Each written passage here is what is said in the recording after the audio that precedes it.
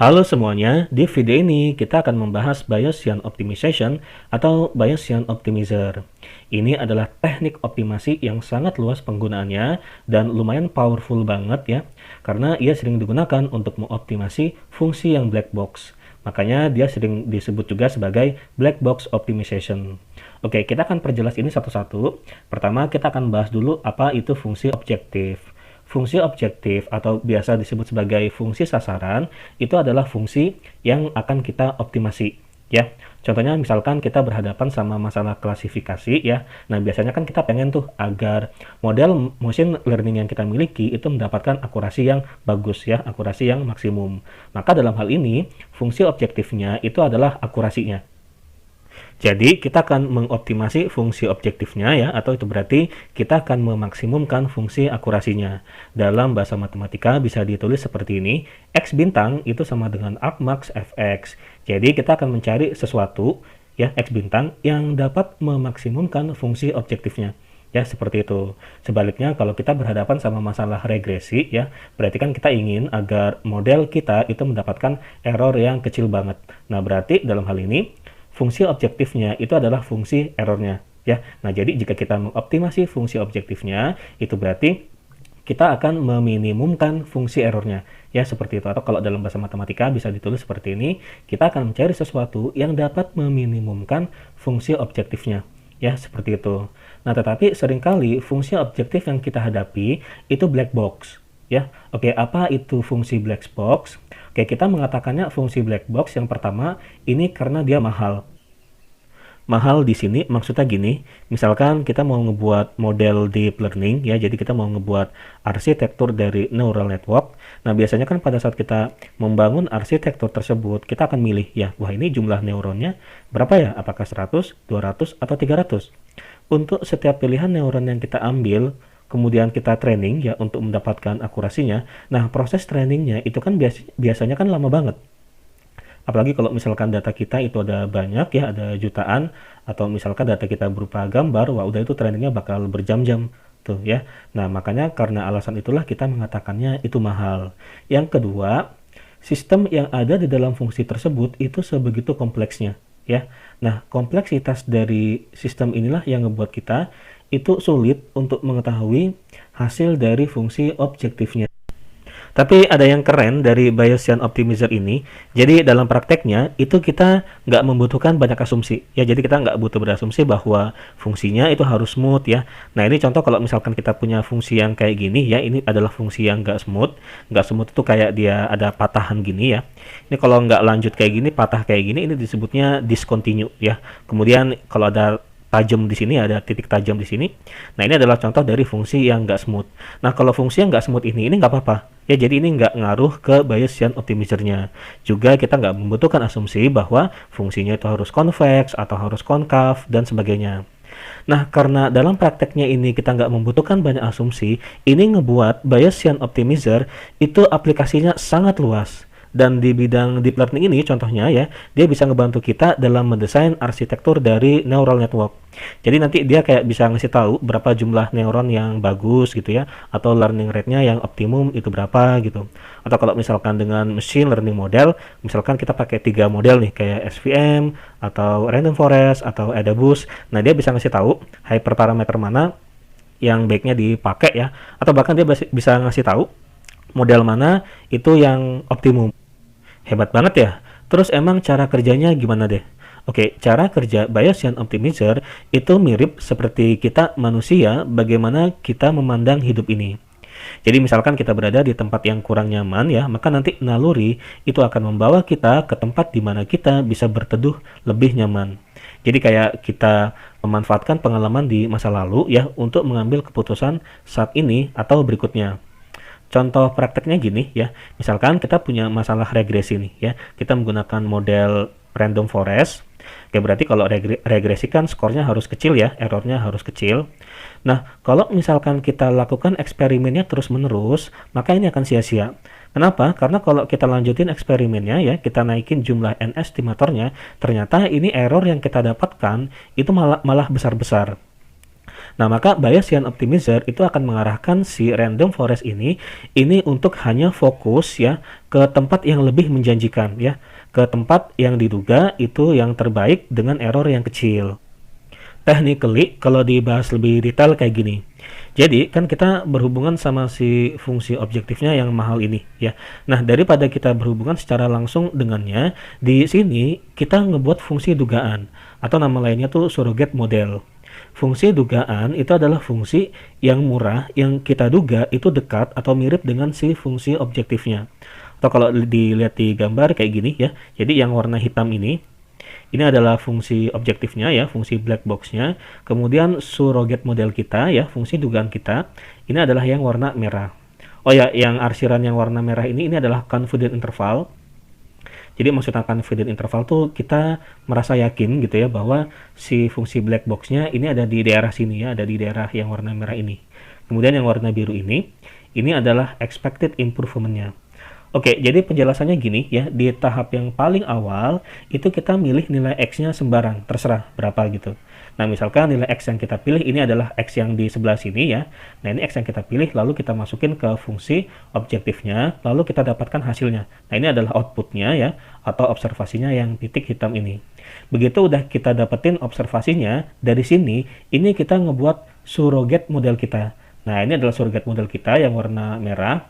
Kelihatan banget ini di tahap awal, ini surrogate model kita nggak mirip banget ya, nggak ngefit banget ke si fungsi objektifnya. Ya nggak apa-apa, ini kan masih di awal ya, nanti akan terus kita update kok ini si surrogate modelnya. Nah, nanti X yang berikutnya dipilih itu berdasarkan expected improvement, berdasarkan yang warna biru ini.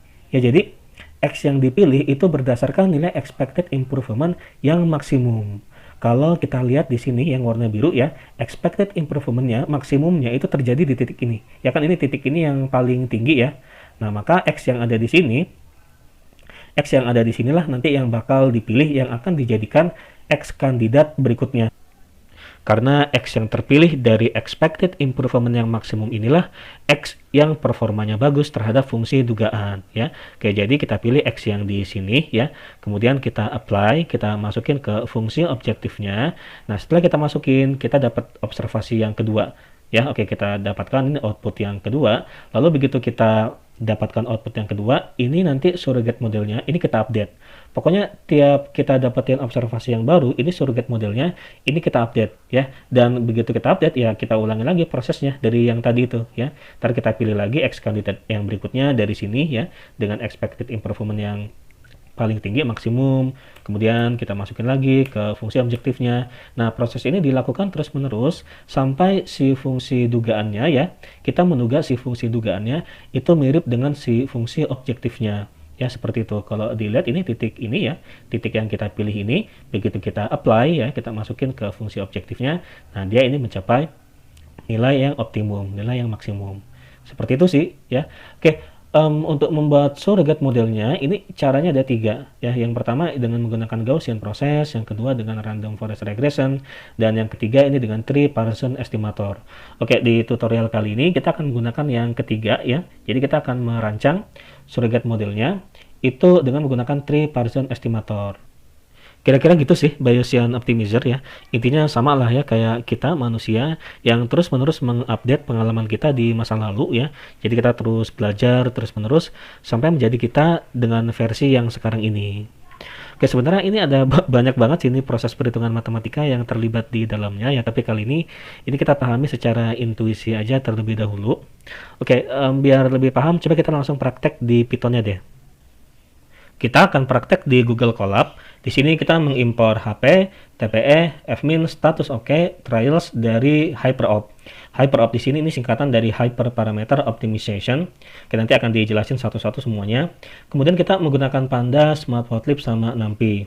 Oke, sebelum membuat model deep learning-nya secara otomatis, di sini kita akan berangkat dari kasus yang sederhana terlebih dahulu. Katakanlah kita akan mengoptimumkan ya atau akan meminimumkan suatu fungsi yang simpel aja deh. Misalkan fungsi kita itu adalah f sama dengan x kuadrat. Dimana kita tahu fungsi ini itu kan mencapai nilai terendahnya ketika x-nya sama dengan 0. ya. Oke, nilai X yang membuat fungsinya itu jadi rendah banget ya. Ini kita namakan saja X terbaik ya, atau X best gitu. Berarti dalam hal ini X best-nya itu sama dengan 0 ya. Tapi kali ini kita pura-pura nggak tahu dulu ya. Kita akan menggunakan Bayesian Optimizer untuk menemukan X best-nya berapa untuk fungsi yang simple ini. Oke, caranya ya, yang pertama kita buat dulu aja fungsi objektifnya. Kayak gini cara buatnya, def objektif ya. Nah, kemudian di sini kita masukin parameter ya, atau yang pengen kita cari. Nah, di sini kan kita ingin mencari X yang terbaik ya, maka ketik di sini X ya, kemudian enter. Nah, kita kan fungsinya sederhana aja nih, simpel aja nih, berarti langsung aja ketik return X kuadrat. Nah, ini adalah fungsi kita ya. Oke, atau gini aja kali ya, ini ditaruh di variabel aja deh, F sama dengan X kuadrat, terus baru return F. Oke, ini adalah fungsi objektif kita, kemudian kita jalankan. Nah, yang kedua, kita akan mendefinisikan tempat di mana kita mencari X terbaiknya. Oke, jadi kita definisiin ya, caranya seperti ini. Kita namakan misalkan ini pencarian X ya. Jadi kita definisiin tempat di mana kita mencari X-nya ya. Kita taruh dalam variabel yang bernama pencarian X. Oke, pencarian X itu sama dengan hp.uniform. Wah, apa ini maksudnya? Oke, kemudian kita ketik X-nya ini dalam bentuk string ya. Nah, di sini kita mencari X terbaiknya itu dari mana deh? Misalkan dari min 10 ya sampai 10. Jadi kita akan mencari X terbaiknya dari rentang dari min 10 sampai 10. Seperti itu ya. Oke, nanti akan dijelasin apa itu maksud HP uniform di sini ya. Soalnya nanti ada banyak, bisa hp.uniform, hp.logUniform, hp.choice. Sementara ikutin dulu ya. Oke, coba ini kita print. Oke, kita udah punya semua yang kita butuhkan, maka untuk mendapatkan X base-nya ya, X terbaiknya, caranya seperti ini. Ketik X base di sini sama dengan fmin. Nah, jadi di sini kita akan meminimumkan fungsinya. Jadi taruh aja fungsi objektifnya di sini. Kemudian space. Space di sini ini adalah tempat di mana kita tadi mencari si X-nya. Ya, tadi kan kita mencari si X base-nya itu dari min 10 sampai 10 ya. Kita taruh dia dalam variabel yang bernama pencarian X. Lalu algo sama dengan, algo di sini ini adalah cara bagaimana kita membangun si surrogate model kita. Jadi kan tadi ada 3 cara ya dalam membangun surrogate model. Yang pertama dengan menggunakan Gaussian process, yang kedua random forest regression, yang ketiga itu tree person estimator. Nah, kita menggunakan yang ketiga ya, tree person estimator ya, kalau disingkat TPE. Jadi ketik aja TPE di sini ya, TPE.suggest di sini. Oke, kemudian max evals. Max eval di sini ini adalah berapa kali kita mengupdate si surrogate model kita ya, atau jumlah observasi yang udah kita lakukan itu ada sebanyak berapa ya. Misalkan katakanlah kita melakukan update-nya itu sebanyak 5 kali aja deh ya. Oke, kalau gitu coba kita print. Nah, apakah nanti X base-nya itu sama dengan 0? Wah, ini ternyata X-nya ini bukan 0 ya, min 1,55. Ini meleset ya. Ya wajar aja sih, soalnya kan kita ini melakukan update surrogate modelnya ini cuma sebanyak 5 kali ya. Kalau misalkan cuma 5 kali, mungkin surrogate modelnya itu belum mirip lah ya, belum menghampiri si fungsi objektifnya. Jadi teman-teman bisa tingkatin aja ya, ini max evalnya, tingkatin aja berapa kali melakukan update di surrogate modelnya, misalkan 100 ya. Oke, coba kita print lagi. Hasilnya kira-kira dekat ke 0 nggak? Nah, hasilnya dekat ke 0 nih, jadi min 0,019. Oke, begitulah cara kita menemukan X yang optimum.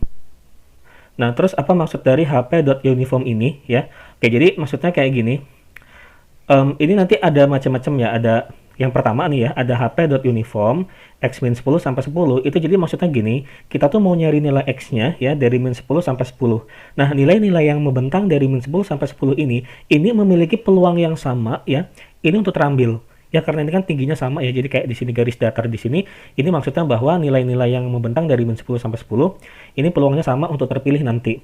Seperti itu. Oke, lain halnya kalau misalkan kita setting kayak gini ya, hp.logUniform dari 0 sampai 1, kalau ini 01 berarti dari 0 sampai 1 ya. Kalau tadi kan ini min 10 sampai 10 berarti min 10 sampai 10. Nah, kalau misalkan kita setting kayak gini, dari 0 sampai 1 pakai logUniform, maka nanti gambar grafiknya kayak gini. Jadi kalau gini nih maksudnya kita lebih banyak mencari di sini ya. Jadi X yang berada di sini ya, ini paling tinggi nih. Jadi maksudnya memiliki peluang yang besar untuk terpilih nanti. Ya, seperti itu. Biasanya yang logUniform ini dipakai pada saat kita ingin mencari learning rate. Ya, karena kan biasanya kalau learning rate itu kan nilainya kecil-kecil ya, dekat ke 0. Makanya kita akan hanya fokus di nilai-nilai yang dekat ke 0 ini. Ya, seperti itu. Oke, sedangkan nilai-nilai yang di sini berarti ini peluangnya kecil untuk terambil nanti. Ya. Oke, kemudian nanti ada lagi hp.cuneiform ya. Min 10 sampai 10 berarti dari min 10 sampai 10. Perhatikan di sini ada key-nya, kalau tadi di sini nggak ada key-nya ya. Sama aja sih, ini juga sama nanti. Jadi kita akan mencari nilai dari min 10 sampai 10. Nilai-nilai di sini ini memiliki peluang yang sama untuk terpilih nanti. Tapi bedanya nanti begitu misalkan ya terpilihnya kalau di hp.uniform terpilihnya misalkan ini. Misalkan terpilihnya adalah X sama dengan 5,2. Ya udah yang diambil 5,2 gitu. Tapi kalau misalkan hp.uniform nanti kalau misalkan terambilnya 5,1 atau 5,2 ini dibuletin sih, dibuletin jadi X sama dengan 5 aja ya gitu. Jadi ini kayak pembulatan aja gitu. Oke, kemudian yang terakhir nanti ada hp.choice. Oke, kalau hp.choice berarti nanti kita akan memilih secara acak nilai-nilai yang ada di dalam list ini ya. Jadi bisa 10, 20, 30.